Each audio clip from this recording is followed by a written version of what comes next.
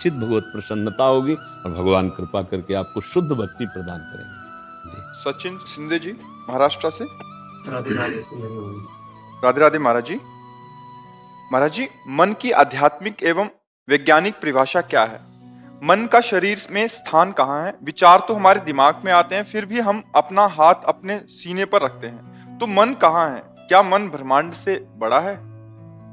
ये शरीर का जब तक ज्ञान नहीं होगा तब तो कैसे तुम इस बात को समझोगे? स्थूल शरीर में आसक्त चित्त वाले हो तुम।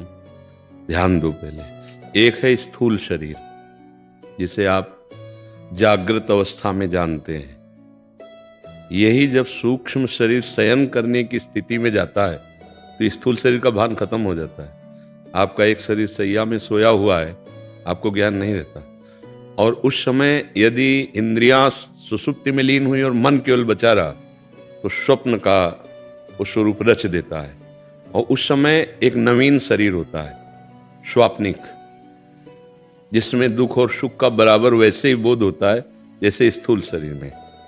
फिर जब मन लीन हो जाता है सुषुप्ति में, तब गाढ़ सुषुप्ति अवस्था होती है, लेकिन मुझे पता ही नहीं चला 5-6 घंटे सो गए। फिर उस सुषुप्ति अवस्था में जो मुझे पता नहीं चला मैं 5 घंटे सो गया, वो जो बोध कराता है वो आत्मस्वरूप होता है, और जिसको स्वभावगत बोध होता है वो कारण शरीर होता है, जो सूक्ष्म शरीर में अहम प्रधान, अंतःकरण में मैं धर्म से प्रधान है। ये स्थूल शरीर आप जो देख रहे हैं पंचभूतों से रचित है, सप्त धातुएं इसमें भरी हुई हैं।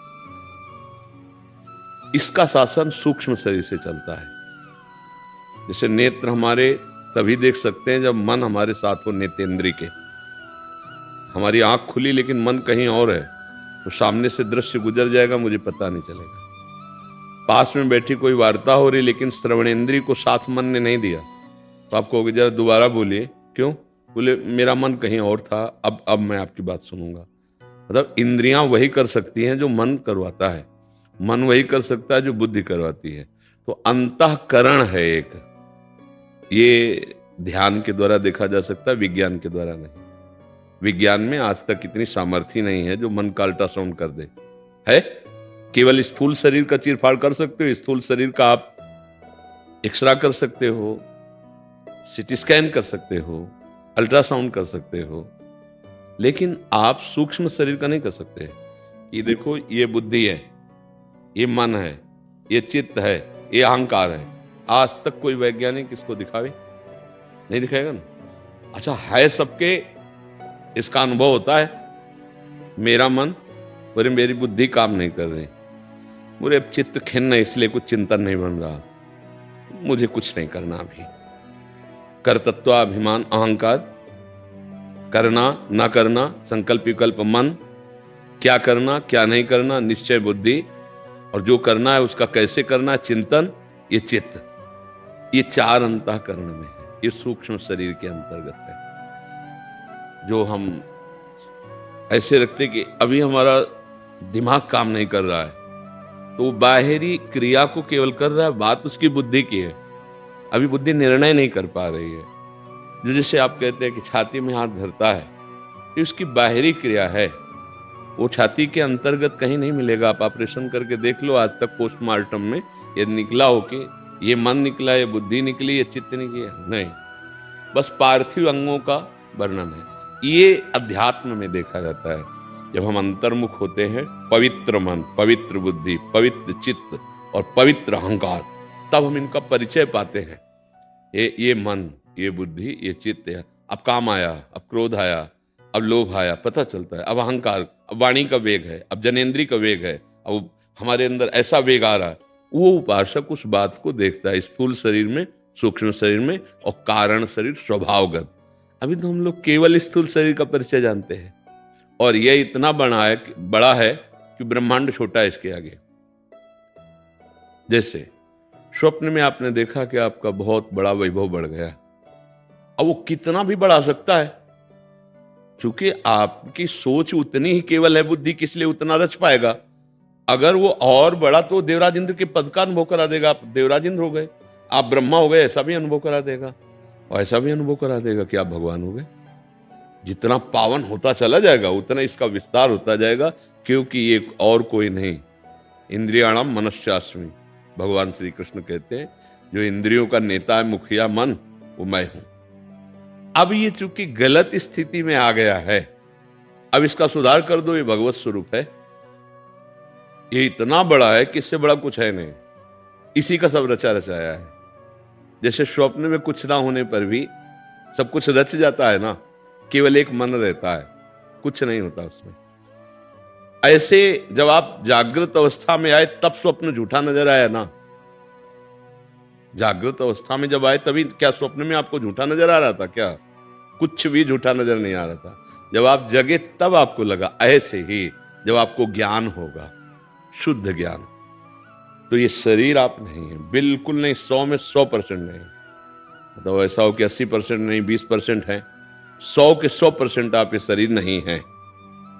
आपका सूक्ष्म शरीर जो मन, बुद्धि, चित्त, अहंकार, 5 ज्ञानेंद्रियां, 5 कर्मेंद्रियां और कारण शरीर, सतोगुण, रजोगुण, तमोगुण जनित स्वभाव, आप ये कुछ नहीं। आप इनके दृष्टा हैं, आप इनके जानने वाले हैं। पर भूल हो गई कि हम दृष्टा न रहकर बन गए, स्वीकार कर लिए। अब हम स्थूल शरीर हो गए, सूक्ष्म शरीर। अब हम ये नहीं मानते कि मेरा मन, कहने को आता है मेरा मन, लेकिन वो मैं ही मन बना हुआ हूं। आज मुझे ये देखना है, अब मेरा मन हट कर रहा है, कह रहे हैं मेरा मन, लेकिन मैं देखना चाहता हूं, तो मन मैं बन गया ना। मैं भोगना चाहता हूं, मैं सुनना चाहता हूं, मैं चलना चाहता हूं, मैं करना चाहता हूं, मैं खाना चाहता हूं, मैं सूंघना चाहता हूं। ये अहंकार गलत हो गया। ये हो रहा है इंद्रियों से, मन से, और इसको हम मैं में जोड़ लिए, शरीर को मैं में जोड़ लिए, स्वभाव को मैं। देखो मेरे स्वभाव में बर्दाश्त नहीं होगा, मेरा ऐसा स्वभाव नहीं है, मैं तीनों में अहम जुड़ने के कारण निर्मल आप मलिन को पकड़ने के कारण मलिन हो गए। अब इसी को छोड़ना साधना है। खूब नाम जप करो, शरीर से अच्छे आचरण करवाओ, बुद्धि से भगवान का निश्चय करो कि वही सब रूप बने हुए हैं, वही सब में समाये हुए हैं। धीरे धीरे इन शरीरों से राग हट जाएगा, तो आप जो हो वो परमात्म स्वरूप हो, चेतन अमल सहज सुख राशि। आप चैतन्य घन है, ये शरीर जड़ है।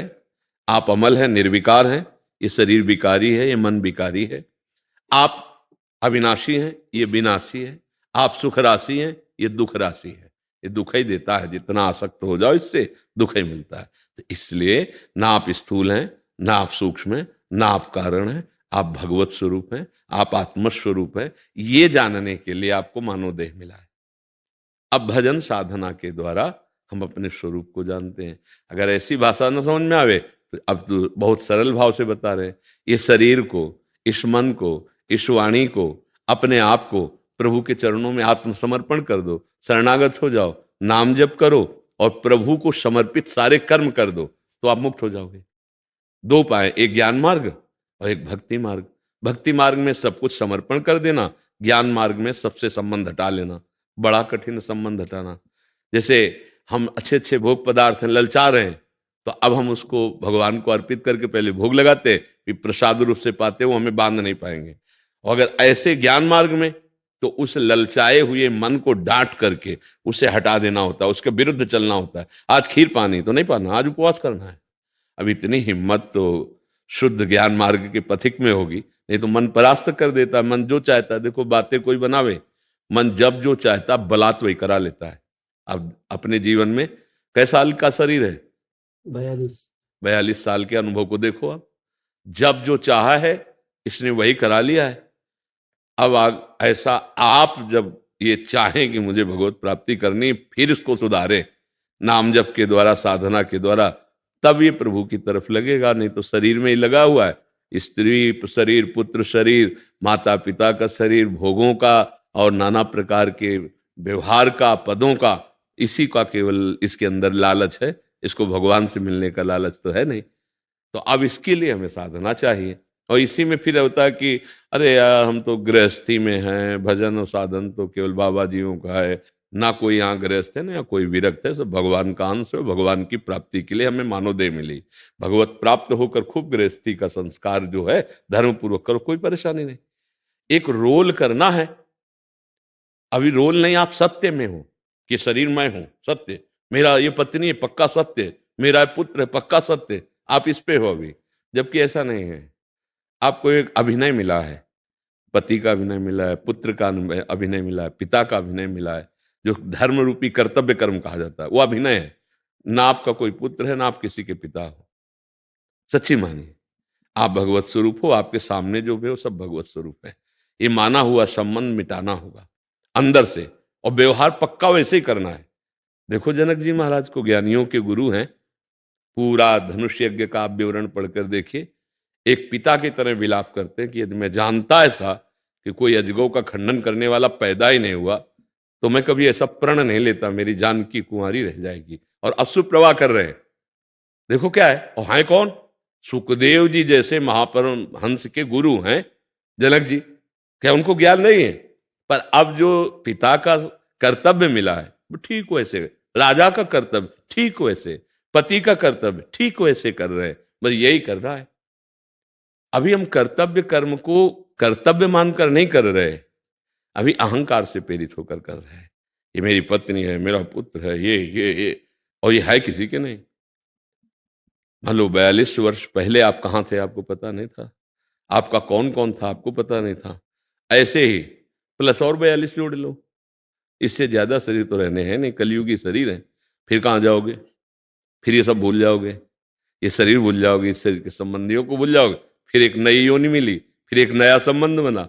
ऐसे अनंत जन्मों से हम भटक रहे हैं। अब सुधार कर लो। मन को सच्चिदानंद प्रभु के नाम में लगा दो, तन को अच्छे कार्यों में लगा दो, दूसरों को सुख देने वाले कार्य, अपने कर्तव्य कर्म को भगवान को समर्पित कर दो। वो शुद्ध ज्ञान हृदय में देंगे और इस संसार से हम मुक्त हो जाएंगे। समझ पा रहे हैं आप जी? राधा राधा राधा राधा राधा राधा राधा